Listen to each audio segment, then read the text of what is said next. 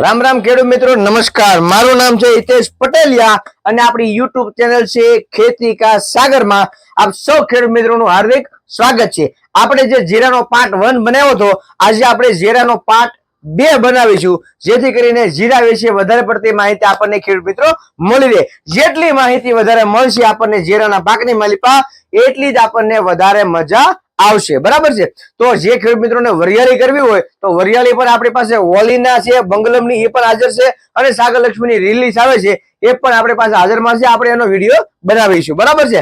તો આપણે આજના વિડીયોની મારી પાસે વાત કરવાની છે કે આખતરું જીરું કરવું હોય તો ક્યારે કરી શકાય અને એમાં ઉત્પાદન કેવું આવતું હોય છે, પાયાના ખાતરો આપણે કેવા વાપરવા જોઈએ, એને માટેની આપણે આજના વિડીયોની મારી પાસે વાત કરીશું। બરાબર છે।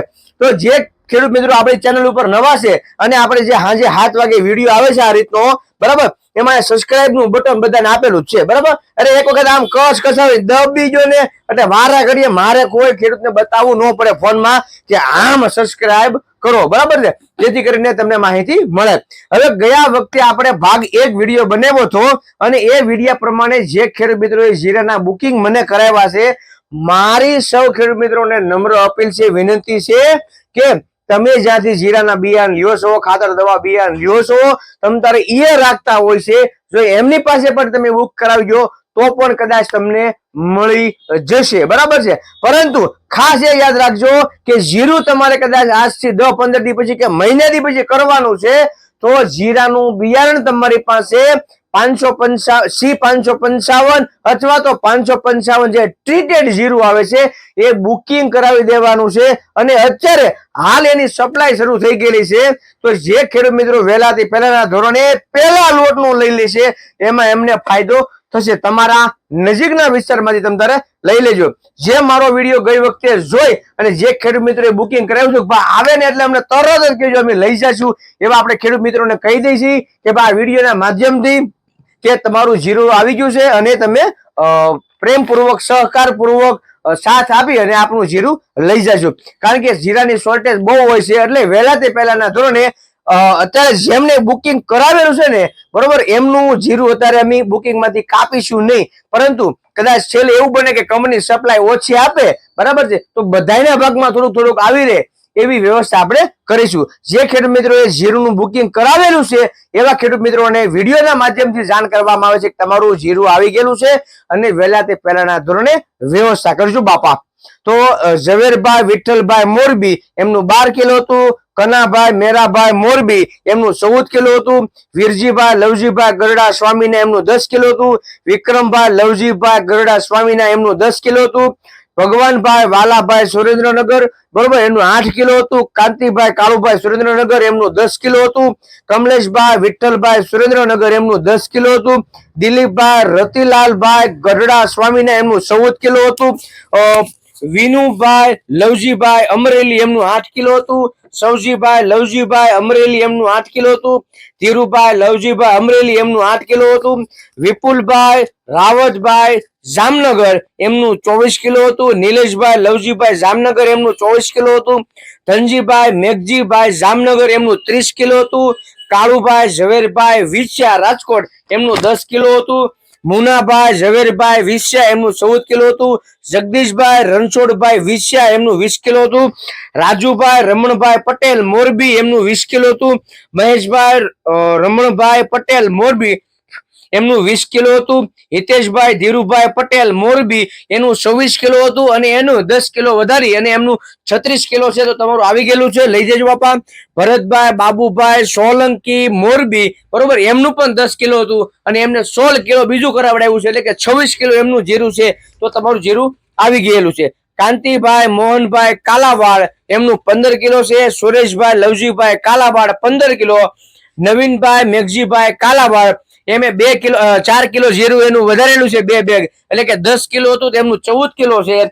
વિપુલભાઈ વાલજીભાઈ બરવાળા એમનું 20 કિલો હતું અને એમને 26 કિલો લખાવ્યું છે, એટલે 3 કિલો વધારે કરાવ્યું છે, તો એમનું 26 કિલો જીરું આવી ગયું છે। કાનાભાઈ વાલજીભાઈ બરવાળા એમનું 25 કિલો છે, એટલે કે 2 કિલોની થેલી આવે અમે તમને એમાં કિલો તોડીને તમને આપીશું, બરોબર છે. કા 24 કિલો લેજો, કા તમે 26 કિલો લેજો અને 25 કિલો જોઈએ તમને આપીશ, બરોબર છે. પછી છે ભરતભાઈ અંબાલાલભાઈ પટેલ વલભીપુર થી, એમનું 25 કિલો છે. મનસુખભાઈ બેચરભાઈ વલભીપુર, એમનું 20 કિલો છે. ગોપાલભાઈ બેચરભાઈ વલભીપુર, એમનું 30 કિલો છે. જગમાલભાઈ બીજલભાઈ લખતર સુરેન્દ્રનગર, બરોબર છે. ધીરુભાઈ જયરામભાઈ ગોંડલ, ગોરધનભાઈ જાદવભાઈ ટીમ્બા, એમનું 10 કિલો છે. બુધાભાઈ આતાભાઈ જામકા 6 કિલો છે. વિપુલભાઈ વાલજીભાઈ આટકોટ, એમનું 50 કિલો જીરુનું બુકિંગ છે. કડીક બંધ કરો, ઘરાક આવ્યા છે તો ઘરાક થોડાક આવી જશે ખેડૂત મિત્રો, એટલે વિડીયોમાં થોડીક રજા લેવી પડે છે બાપા. તો હવે જીરુનું વાવેતર ક્યારથી શરૂ કરી શકાય છે? તો જીરુનું વાવેતર નવેમ્બર મહિનાના પહેલા પખવાડિયામાંથી કરી શકાય છે. નવેમ્બર મહિનાનું પહેલું પખવાડિયું એટલે શું? દિવાળી, બરોબર. દિવાળી થી તમે એનું વાવેતર કરી શકો છો. જે ખેડૂત મિત્રોને વધારે પડતું એડવાન્સ વાવેતર કરવું છે, વધારે પડતો એટલે હું કે કોઈ પણ પાક કર્યો તો, માનો કે મગફળી કરી હતી 5 નંબર છે, 9 નંબર છે, 39 છે, 45 છે, બરોબર, એ વેલાહાર નીકળી ગઈ છે અને હવે એમાં જીરું કરવું છે, બરોબર છે. તો અત્યારે નવરાત્રી દરમિયાન તમે નવરાત્રી પૂરી થઈ જાય પછી તમે શરદ પૂનમ પછી એનું વાવેતર કરી શકો છો. અથવા તો કપા બગડી ગયો હોય, ચણા ન કરવા હોય, ધાણા ન કરવા હોય, વરિયાળી ન કરવી હોય, ચણા ન કરવા હોય, તો તમે જીરુનું વાવેતર કરી શકો છો. પરંતુ બને ત્યાં સુધી એના ટાઈમ પ્રમાણે જ્યારે તમે વાવેતર કરશો ત્યારે એ જર્મિનેશનમાં સારું એવું કામ આપશે, બરાબર છે. પછી એને સુટેબલ વાતાવરણ થઈ જાય, એટલે કે એને અનુકૂળ વાતાવરણ મોસમે મળી રહેશે, બરાબર છે. એટલા માટે તમે એના ટાઈમ પ્રમાણે જ વાવેતર કરો. જે ખેડૂત મિત્રોને માનો કે 20 વીઘા જમીનમાં જીરું કરવાનું હોય અને એડવાન્સમાં 20 વીઘાનું કરવું ને, એની કરતા એડવાન્સમાં તમે ખાલી 5 વીઘાનું જ વાવેતર કરો, બહુ ઝાઝુ લાંબુ ન કરો, બરાબર છે. કારણ કે ઘણી વખત વાતાવરણને સુટેબલ થતા ઘણી બધી વાર લાગી જતી હોય છે, બરાબર છે. શરદ પૂનમ થી દિવાળી સુધીનો 15 દિવસનો ગાળો હોય છે. 15 દિવસના ગાળામાં થોડીક પડતી વધારે ગરમી રહેતી હોય છે, ઠંડી પડતી નથી હજી, એટલા માટે થોડું કેવડા હવે, બરાબર. બાકી તમે દિવાળી છે, દેવ દિવાળી છે, તમે તારે જીકો પછી કોઈ ઉપાધિ રહેતી નથી. જો વાત કરીએ ખાતરની અને પાયામાં આપવાની ખાતરની વાત કરીએ તો ખેડૂત મિત્રો ડીઈપી છે, 12-32-16 છે, 20-20-13 છે, નર્મદા ફોસ છે, આ તમે બધા ખાતરો વાપરી શકો છો પાયામાં. કેટલા વાપરવાના છે? 16 ગુઠાના વીઘા પ્રમાણે 10-12 કે 15 કિલો લેખે જ વાપરવાના છે. 1 એકરમાં 25 થી 30 કિલો લેખે જ વાપરવાનું છે, ઝાઝુ આપણે વાપરવાનું નથી, બરોબર. જો એની સાથે તમે ઝીંક આપો, બરાબર છે, તો વધારે સારું. અથવા તો જે સુપીક સોઇલ આવે છે, બરાબર છે, આ તમે આપો તો પણ વાંધો નથી. ઘણા બધા ખેડૂત મિત્રો ગયા વિડીયોમાં આપણે વિડીયો મૂક્યા પછી ઘણા બધા ખેડૂત મિત્રોના પ્રશ્નો એવા આવ્યા કે હિતેશભાઈ પાયાના ખાતરની માલિપા માનો કે આપણે 12-32-16 કે ડીએપી કે 20-20-13 આપણે વાપર્યું હોય, એની સાથે આપણે ઝીંક વાપર્યું હોય તો સુપીક સોઇલ પાવાની જરૂરિયાત રહે કે ન રહે? સુપીક સોઇલ એક એવી વસ્તુ છે કે જમીન તમારી ખારી હોય, મોળી હોય, ભાંભળી હોય, બરાબર છે, બે રંગુ હોય, ગોરાડું હોય, અને એમાં તમે 2-3 વર્ષથી જીરું કરતા હો છો અથવા તો જીરાવાનું જીરું કરો છો, બરાબર છે, તો એમાં તમારે જીરું ન થતું હોય તો તમારે સુપીક સોઇલ નો ઉપયોગ કરવાનો છે ફર્સ્ટ ક્લાસ રીતે. કેવી રીતે? કે તમે પાયામાં ખાતર આપી દીધું છે, એનો ખોરાક જ છે, બરાબર છે, એનો એ ખોરાક જ છે.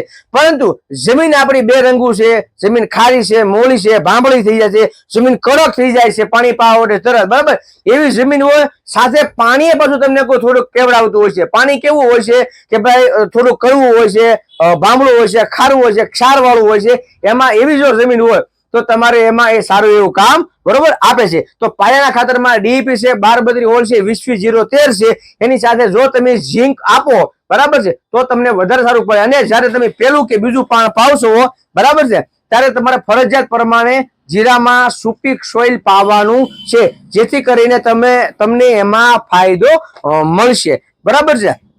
જો વાત કરીએ આપણે એમાં દવાની, તો ભાઈ જીરું ઉગ્યા બાદ લગભગ 20-25 દિવસે બધું જીરું હાઈ ક્લાસ કમ્પ્લીટ નીકળી જતું હોય છે, અને એ પછી જીરાની માલિપા જાંબુડિયા કલરનો રોગ આવે છે, જીરું આપણું જાંબુડિયું થતું જાય છે, બરાબર છે. તો જે જીરું જાંબુડિયું થાય છે એમાં તમે ધાનુકા કંપનીનું જેનેટ આવે છે, એ પંપે 40 ml લેખે ઉપયોગ કરી શકો છો. ટાટા કંપનીનું સાર્થક આવે છે, એ તમે પંપે 25-30 ગ્રામ લેખે ઉપયોગ કરી શકો છો. બાયોસ્ટેટનું રોકો આવે છે, એ પણ થાયોફાઇટેટ મિથાઇલ, એ પણ તમે એમાં 25-30 ગ્રામ લેખે નાખી અને એ પણ તમે એનો ઉપયોગ કરી શકો છો.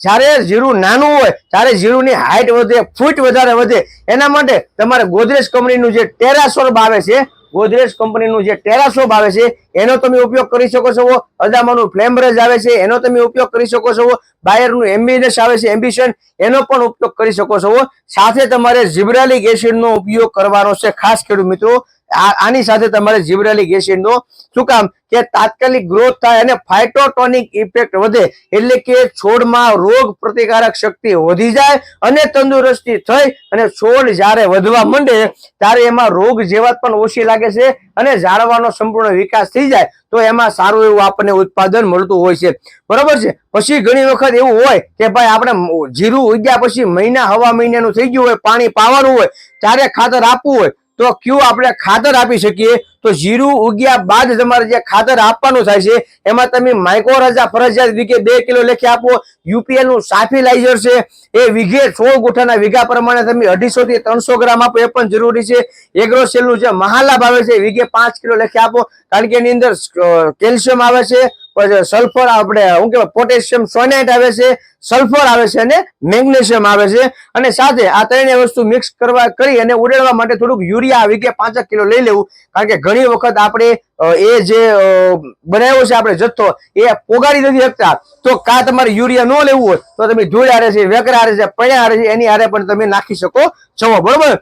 વિસ્તૃત માહિતી માટે આપણે ભાગ નંબર 3 બનાવીશું જીરા માટે, બરાબર છે. તો જે ખેડૂત મિત્રો જીરું વાવે અને વર્ષોથી જીરાવાનું જીરું કરતા હોય, અથવા તો જેમને અત્યારે ડુંગળી કરી હોય ને બાફિયો લાગ્યો હોય, બરાબર, તો એમને પણ ખાસ મારી ભલામણ છે કે સુપીક સોઇલ તમતારે પાજો. જેમને કપાસ કર્યો છે ને કપાસ અત્યારે પીળો પડે છે, લાલ થઈ જાય છે, બરાબર, એ પણ જયારે પાણી પાવાનું હોય તે વીઘે 500 ml લેખે તમે સુપીક સોઇલ એને પાઈ શકો છો, બરાબર. તમતારે કોઈ ઉપાધિ કરતા નહીં. જીરાના પાકની બધી આપણે માહિતી આપતા રહેવું, વરિયાળીની માહિતી આપશું, ધાણાની, ચણાની આપણે માહિતી વિડીયોના માધ્યમથી આપીશું. નવો વિડીયો ન આવે ત્યાં સુધી રજાઓ ખેડૂત મિત્રો. રામ રામ. જય જવાન, જય કિસાન.